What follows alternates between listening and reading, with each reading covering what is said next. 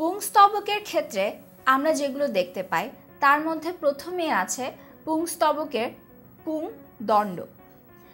এই পুংদণ্ডের মাধ্যমে সেটা ফুলের মধ্যে সেটা দললগ্ন হতে পারে বা ফুলের অন্যান্য অংশগুলোতে আটকে থাকে।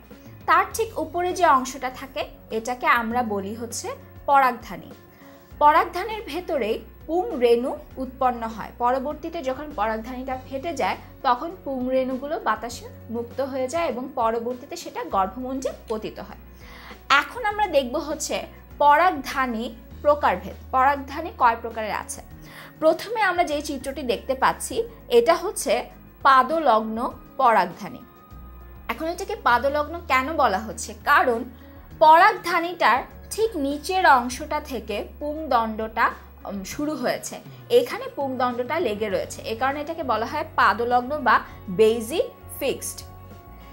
এরপরে আছে হচ্ছে পৃষ্ঠলগ্ন।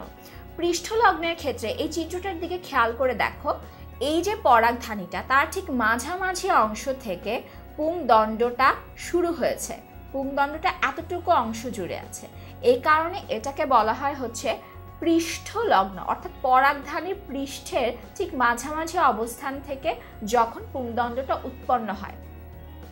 তারপরের চিত্রে আমরা দেখছি যে পরাগধানীর উপর থেকে একদম নিচ পর্যন্ত পুরোটা অংশতে পুংদণ্ডটা আটকে রয়েছে, এটাকে আমরা বলি পার্শ্বলগ্ন।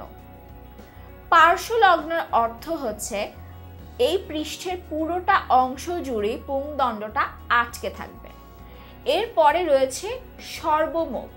সর্বমুখের ক্ষেত্রে যেটা হয়, পরাগধানীর পেছনের দিকে ঠিক মাঝামাঝি অংশে পুংদণ্ডটা খুবই হালকাভাবে লেগে থাকে, যেমনটা আমরা পৈশী গোত্রে দেখতে পাই, ধান গমের ক্ষেত্রে দেখতে পাই। পরাগধানীটা ঠিক মাঝখান থেকে পুংদণ্ডটা অবস্থান করে, খুব হালকাভাবে আলতোভাবে লেগে থাকে। তারপরে রয়েছে বৃক্কাকার। বৃক্কাকার পরাগধানী আমরা মালবেসী গোত্রের ক্ষেত্রে দেখতে পাই। বৃক্কাকারের ক্ষেত্রে যেটা হয়, পুংদণ্ডটার ঠিক উপরে একটা বৃক্কের মতো আকৃতির পরাগধানী অবস্থান করে, এ কারণে এটাকে বলা হয় হচ্ছে বৃক্কাকার। অর্থাৎ পুংস্তবকের ক্ষেত্রে তাহলে আমরা দেখতে পাচ্ছি যে পুংস্তবকের দুটো অংশ আছে পুংকেশরগুলোর, একটা হচ্ছে পুংদণ্ড আর একটা হচ্ছে পরাগধানী। পুংদণ্ড তাকে সাহায্য করে ফুলের মধ্যে আটকে থাকতে, আর পরাগধানীর ভেতরে পুংরেণু উৎপন্ন হয়। আর পরাগধানীর প্রকারভেদের মধ্যে আমরা এখানে 5টা প্রকারভেদ দেখতে পাচ্ছি।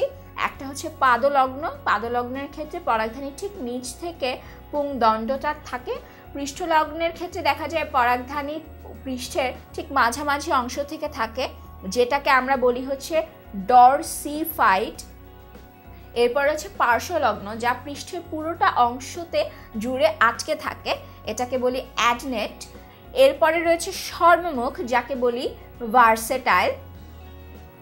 ভার্সেটাইলের ক্ষেত্রে দেখা যায় যে পরাগধানীর ঠিক মাঝামাঝি অংশতে এই পুংদণ্ডটা আলতোভাবে লেগে থাকে। আর এরপরে রয়েছে বৃক্কাকার বা কিডনি শেপের পরাগধানী, যেটা আমরা মালবেসী গোত্রের বৈশিষ্ট্য হিসেবে দেখতে পাই।